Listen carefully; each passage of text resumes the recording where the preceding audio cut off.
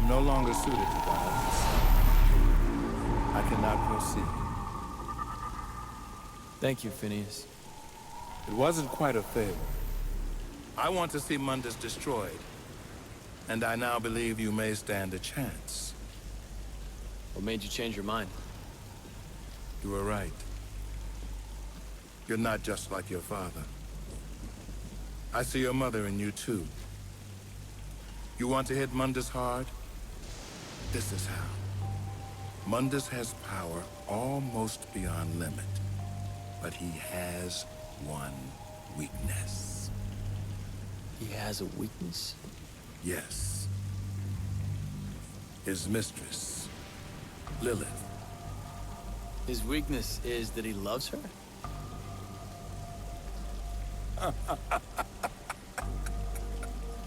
Mundus? Love? No, my friend. Yet, she has recently become the most important thing in creation to him. This is what I have seen. Lilith, his mistress, carries his child, his heir. You want to hurt Mundus? Kill Lilith. Kill the child. Nothing will hurt him more.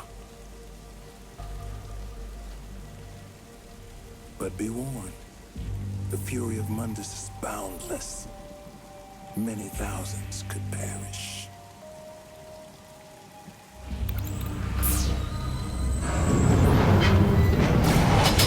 Good hunting, my master.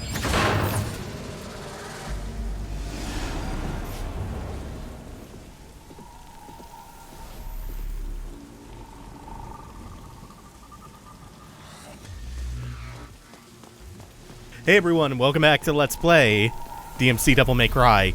We're on to Mission 10. Mission 10 has my favorite boss in the game. One of the only ones I really like. And we start off with this cool bit of imagery walking on the upside down walkway.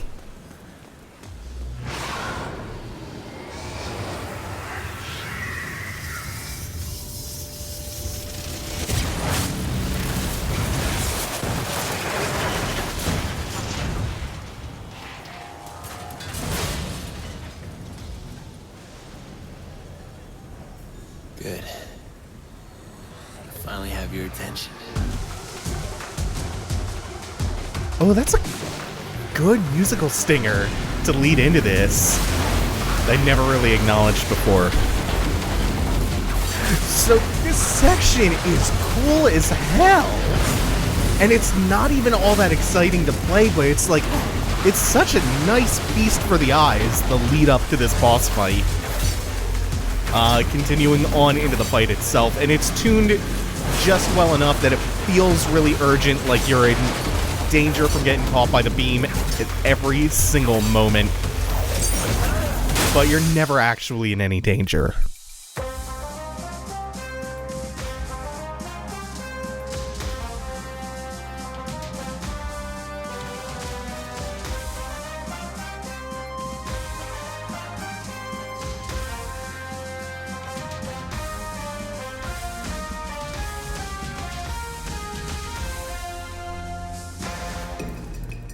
And then you get to this!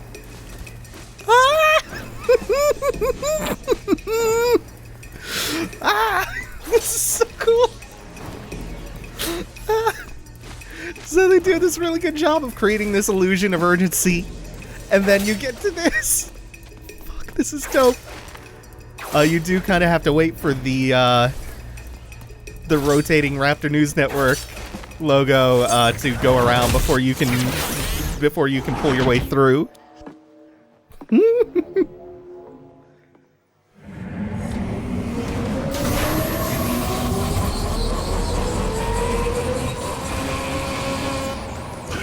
is not orders, just doing God's work. Hey, Bob. Put a spin on this. My personal view on the terrorists is that they are disgusting, degrading, ghastly, sleazy, purient, and generally nauseating. The worst of them is Dante. The whole world would benefit greatly by his non-existence. I'm taking you off the air. You think so?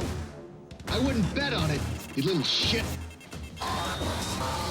Alright, so our imposter Bill O'Reilly, or is it Yahtzee who called him Rillo Biley first?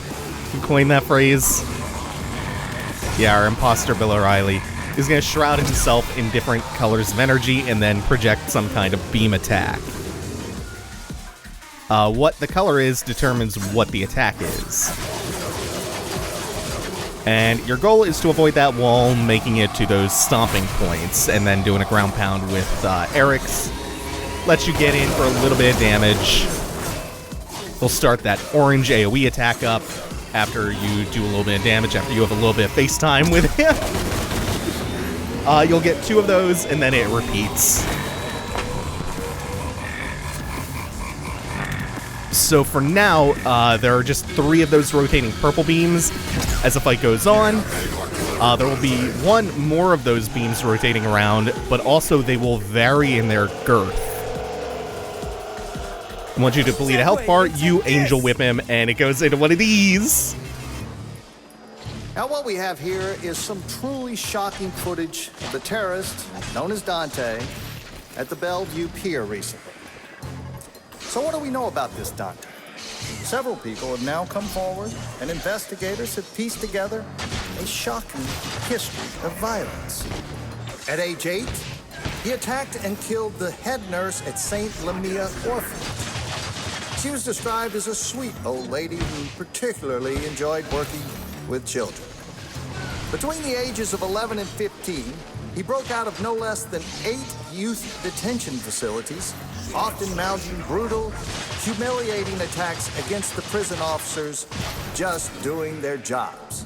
Between 16 and 17, he became involved in gangs, drug peddling, and is believed to be responsible for over a dozen homicides. And worst of all, he was also a well-known cruiser in the seedier districts of the city, rampantly spreading sexual disease of the unholy kind. And ain't that the best kind, Bob?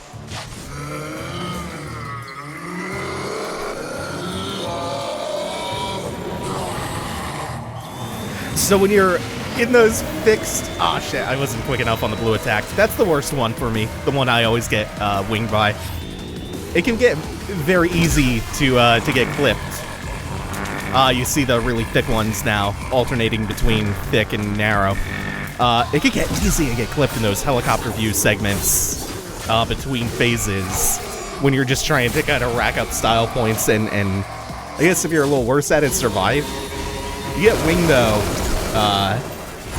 if you aren't managing your position well enough because of the fixed camera and some of the foreground objects obscuring your vision. And it can feel a little cheap, but it isn't, because you have the option of just moving with the camera to an advantageous sightline. Oh, that's still so cool. Like, it's such a creative fight. The fight itself is not really that hot, but it's not bad either. Like, it's a big step up from Poison, the succubus, who, as others have pointed out, is the caterpillar from Alice in Wonderland. Big reference to that. This is just so cool and surreal, though.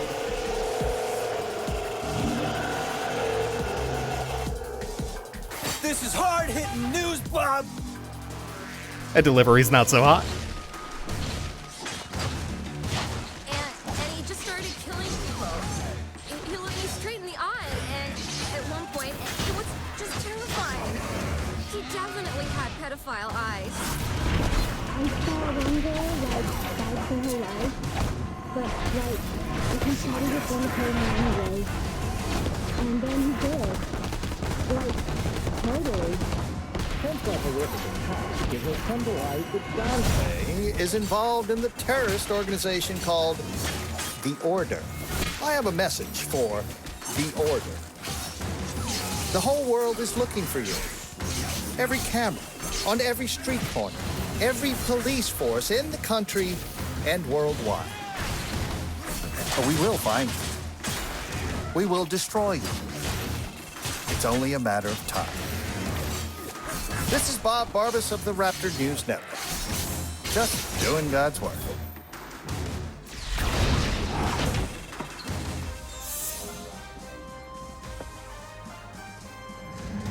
I interrupt this broadcast to bring you breaking news. The terrorist organization responsible for the recent attacks has been located and is being stormed by SWAT teams as I speak. 2 of the terrorists identified in these images are known to be in the compound. Bastards. The 3rd terrorist has been cornered in another part of the city in a separate police raid. Rest assured, those responsible will be brought to justice at any moment, dead or alive. This is Bob Barbas of the Raptor News Network. Just doing God's work.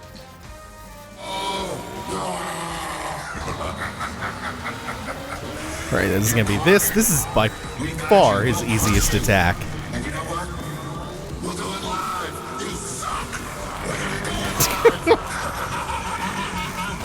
I enjoy this caricature of Bill O'Reilly. I really do. Oh, I always get caught by that. I really should, when I read the light blue, I should just immediately do the angel boost. I know I should.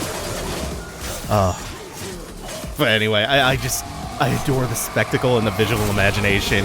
Those things are my jam usually, and this level is so full of just like awe-striking imagery like that. We're fighting a giant digitized Bill O'Reilly head. So good. We'll also be getting our next angel weapon in a little bit after the fight.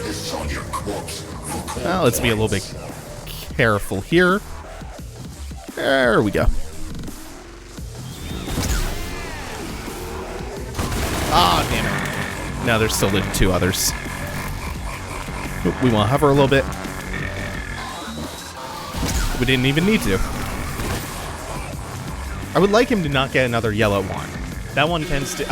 of course! Oh no, it's fine. That one tends to be a big, delay.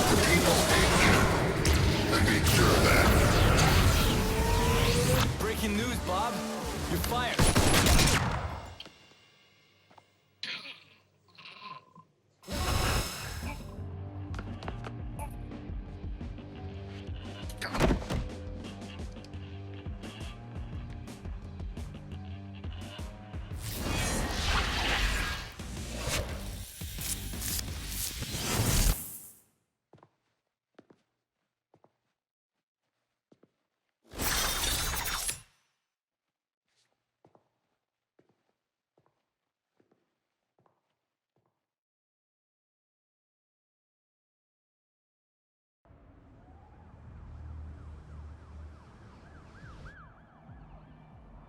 Make your next move, if you will. You've already lost.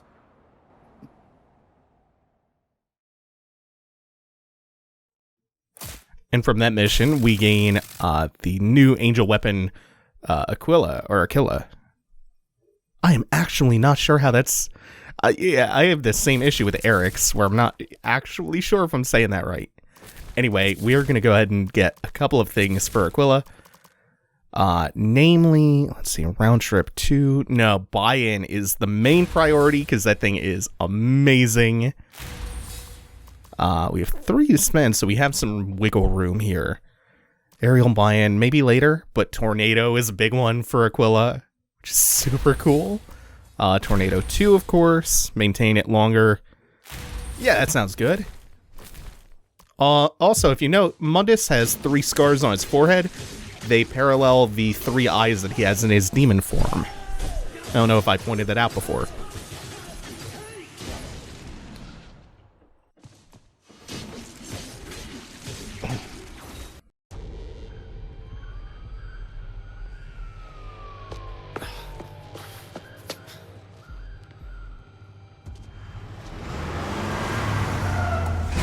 You're not in yet.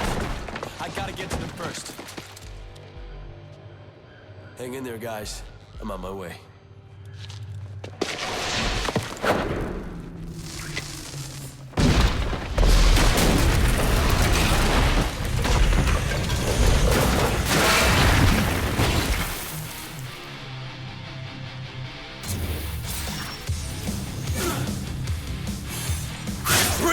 3, 2, 1.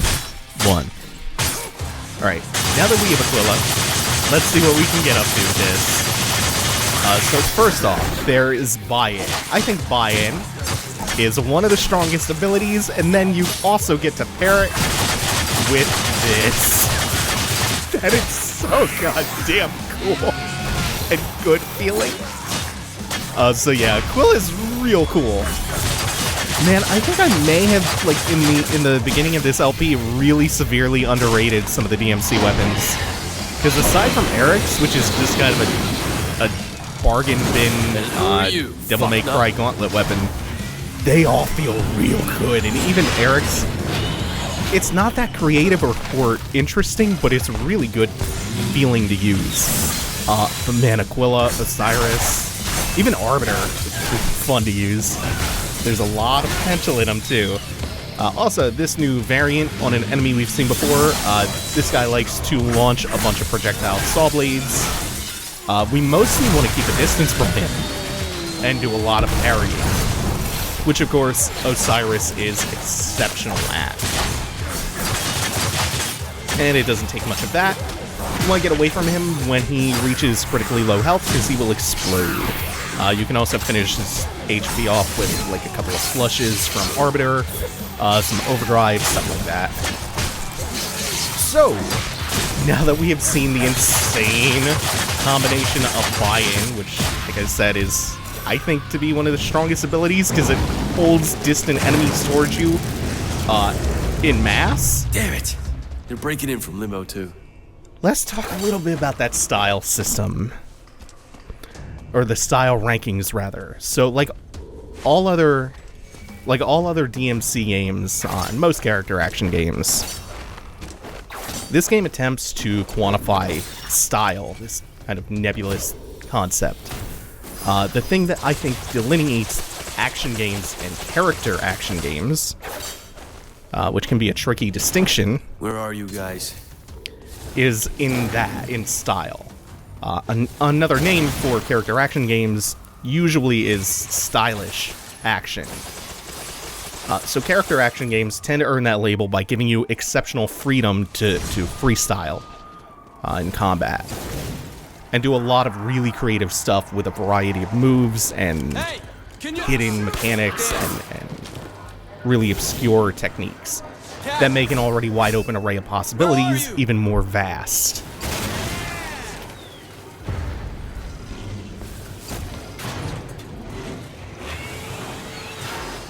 Graffiti. So all of this comes down to style. On being able to do things with flair, and that's the appeal. Challenging yourself to do even more cool things. And that's part of the appeal of things like Combo Mad videos, where you have like these exceptional players pushing the game and themselves to the limit and doing really awe-inspiring stylish combos using all the tools at their disposal. It's as much about the exhibition as the action itself. Like, in that sense of I can always try more things, they'll look so cool. That's the big driver. Oh man, it's so cheap, but it's still great. Where some see repetition and they're like, oh, all it is fighting enemies, that's kind of boring. If you're a fan of the genre, that's all you need because it's like this gigantic canvas laid out in front of you. I think that really derailed. So let me pull it back to the style ranking. So like I said, DMC tries to quantify style, as do most character action games. They do this numerically, and it's all represented by the letter grades you see in the upper right most of the time. From lowest to highest, it's D to triple S. D to triple S.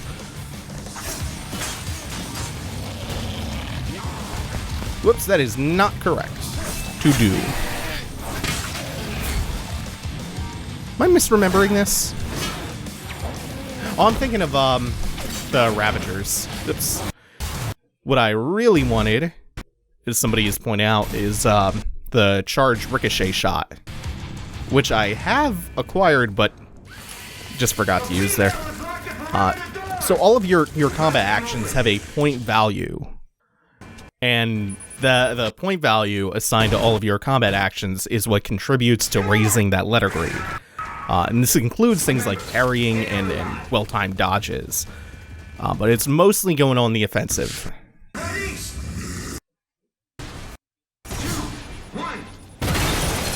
So repeating moves multiple times consecutively tends to incur a penalty for not introducing enough variation. So you do one thing over and over, and you get less points each time. This is supposed to encourage you to constantly switch around your offense, to do different things and make use of all of your really cool tools.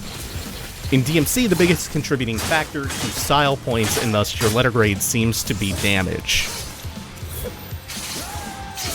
This is why the demon weapons really excel at gaming that system, and why things like Demon Dodge, which gives you a damage buff when you execute it successfully, combined with one of the single highest damage combos, which is Arbiter's Trinity Smash.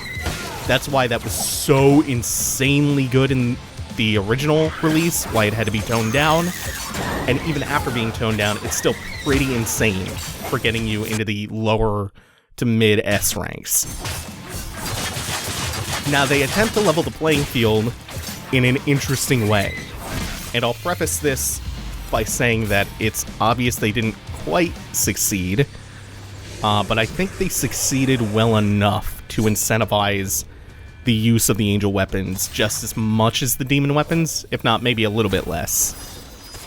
Maybe at like a 45 or 40, 55, 60 split, something like that. But I think it's clever how they tried to level the playing field between the incredibly powerful demon weapons and the less damaging angel ones. Kinda sucked.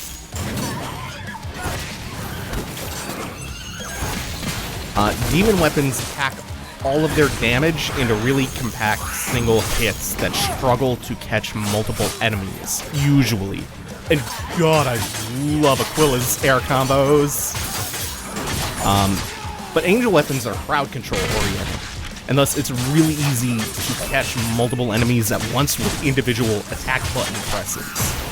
So low damage is hitting a lot of enemies to attempt to equate the high damage single target demon weapon strikes. And there's just volume of hits in there too. So again, the demon weapons are still a bit too strong, I think, if you're just judging purely by the style system and how that incentivizes you to use certain weapons over other ones. Oh, that sucked. I did really, really bad there. God damn it. Oh, that's what I get for going on this big tangent. But I think it's good enough in its design that I don't feel like if I want to go for style, I shouldn't ever bother using angel weapons. That's even before we got Aquila, which is just as far as that particular aspect of the game goes, the style ranking, Aquila is pretty fucking awesome for gaming that system. So yes, damage tends to be the biggest contributing factor, and it's emphasized probably a bit too much. But hey, that's how it goes. I want to emphasize this again, though. I'm going to sound like a broken record, but don't let that point system be the be-all, end-all of your experience, here or with any game. Find intrinsic value in how fun it is to freestyle. And don't invest yourself fully in just making the most of the style points. If that isn't inherently fun to you, just enjoy the feel and creativity of combat, and not necessarily the extrinsic reward, because ultimately it's just a bunch of useless numbers that you're making go up. So find value in something beyond that. Unless that's inherently just fun to you and not just compelling in kind of an addictive way. Oh, there is one more note that I should make about the style rankings, and it's that you will see the letter grade filling up white. It'll start out kind of transparent, and then fill in as the points rise. Just kind of lost my train of thought. It's no good. But yeah, they'll fill up as you're keeping yourself occupied in combat, and it will empty out when you aren't doing anything. So it's to encourage you to stay busy, to stay active, to move from fight to fight and enemy to enemy rapidly.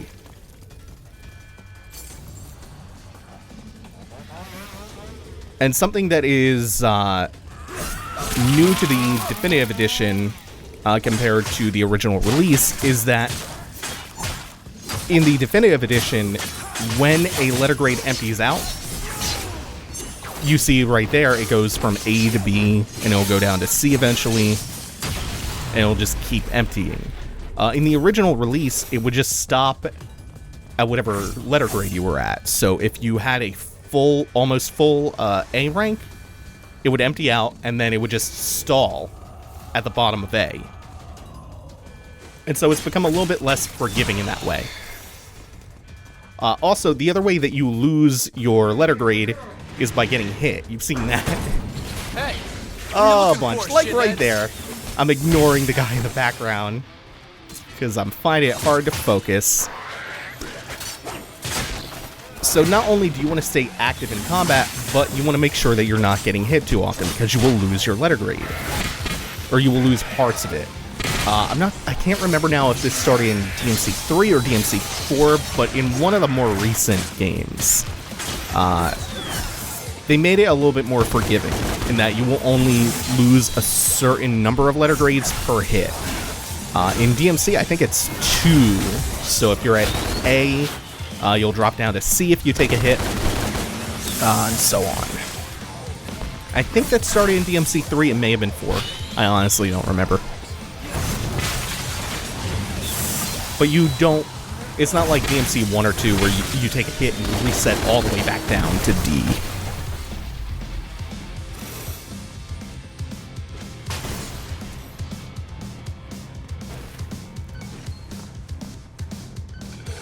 What was that?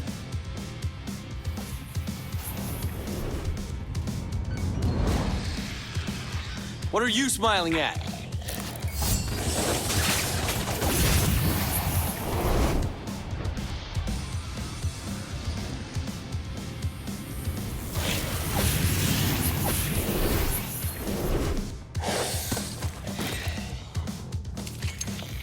It's on, bitch.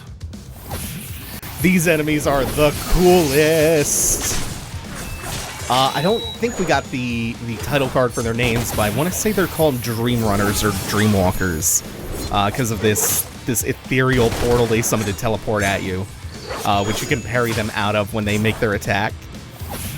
These things are the absolute coolest. They are my favorite enemy type. They're also by far the most dangerous.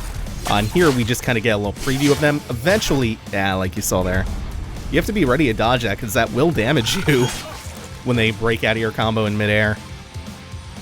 So you have to be ready to cut that off early and do a midair evade. Oh, I guess the other thing about the style rank that I should point out is that each letter grade acts as a multiplier. So at S, I think it's times 6, and that's a multiplier for all the style points that you accrue while you're on that letter grade. I think it maxes out at an 8x multiplier at triple S. But yeah, these Dream Runners are quite tough, but they're also super parry-oriented. So if you have your parry timing down, you can do really cool stuff against them. They will parry the shit out of you as well, though, so you have to be careful. Hey, get back here! And that's why I say that this is only a preview, especially because we didn't get their name cards yet. God, Dream Runners are cool. I have to really, really get the rust off with fighting those, because they will mess me up. Was not kidding about them being pretty dangerous. As you saw, they can even do some really nasty stuff, like they can find the gaps in what is normally a really wow, I'm doing bad at this. What is normally a pretty overpowered parrying weapon, which is Prop Shredder and Osiris. Cat! Dante, I'm here. I don't know what to do. Where's Vergil? I don't know. He's probably in the server room. the octagon, but he might be trapped in limbo. How do we get to him? I don't know. I'm stuck in here. Is there something I can do from limbo to break you out? Think! There may be a way. I'll guide you. Alright, and that is going to do it for now. Thanks for watching, everyone. Take it easy. Have a good one.